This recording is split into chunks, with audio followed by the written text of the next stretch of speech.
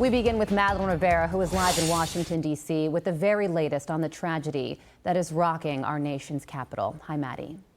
Hi, good morning, Carly. The president sharing the sad news that 20-year-old Sarah Beckstrom has passed away after an alleged gunman ambushed her and another Guard member on Wednesday. Just seconds before I went on, right now, I heard that Sarah Beckstrom of West Virginia, one of the guardsmen that we're talking about, highly respected, young, magnificent person, started service in June of 2023, outstanding in every way. She's just passed away. She's no longer with us. She's looking down at us right now. Her young man is fighting for his life. He's in very bad shape. He's fighting for his life. The family of 24-year-old Andrew Wolf is asking for prayers.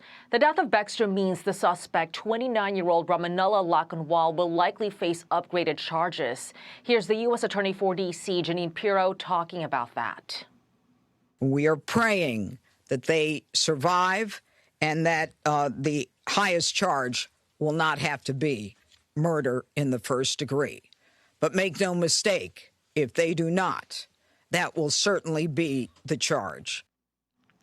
Lakanwal came into the U.S. in 2021. He was granted asylum this spring. The administration is calling into question the vetting process for Afghan refugees. But Lakanwal worked with the CIA in Kandahar, Afghanistan, serving in an elite counterterrorism unit operated by the agency. As a member of the Zero Unit, he would have gone through a vigorous screening process. Afghan evac says that includes biometric screening, biographic checks, and in-person interviews. Still, the president is doubling down, saying, "I will permanently pause migration from all third-world countries to allow the U.S. system to fully recover, terminate all of the millions of Biden illegal admissions, including those signed by Sleepy Joe Biden's auto pen, and remove anyone who is not a net asset to the United States." The president says he will be ending federal benefits for non-citizens, denaturalizing migrants who he says undermine domestic tranquility, and deport any foreign national who poses a security risk. Carly. Okay, Madeleine Rivera live for us in Washington. Maddie, thank you. Let's bring in former Assistant FBI Director Chris Swecker. Chris, thank you so much for joining us as we talk about this tragic turn of events. And obviously, there are a lot of questions when it comes to this suspect who, as Maddie was just laying out, worked for this CIA-backed military unit during the war in Afghanistan and was living in Washington State with his wife and 5 children. So he had a family unit. He was not a loner. A lot of questions over why and how this could have happened. When you look at his background, what do you think? Well, let's start with the premise that Afghanistan in the post-Biden withdrawal era is a terrorist haven. I mean, Al-Qaeda is still there, ISIS is still there. There's actually battling it out in and around the area where this shooter came from.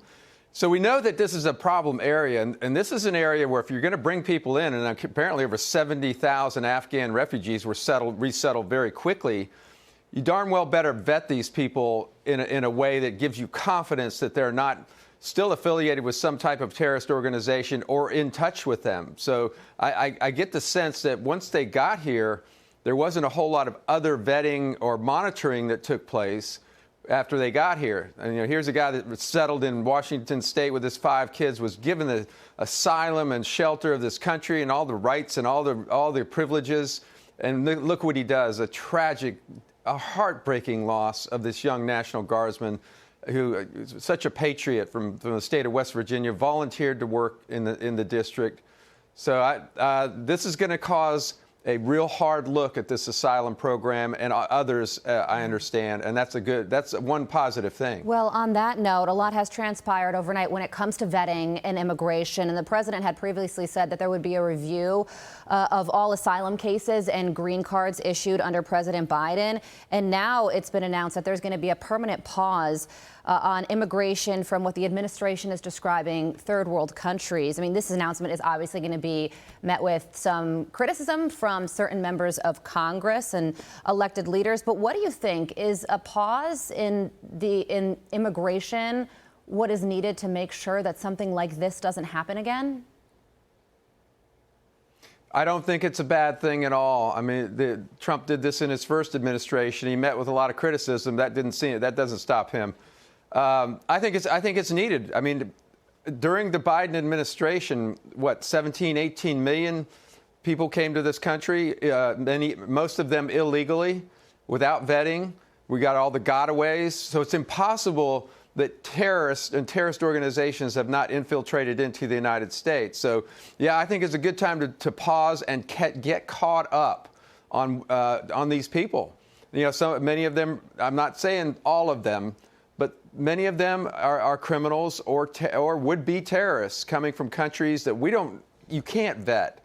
They don't keep criminal records there. You can't talk to anybody about them.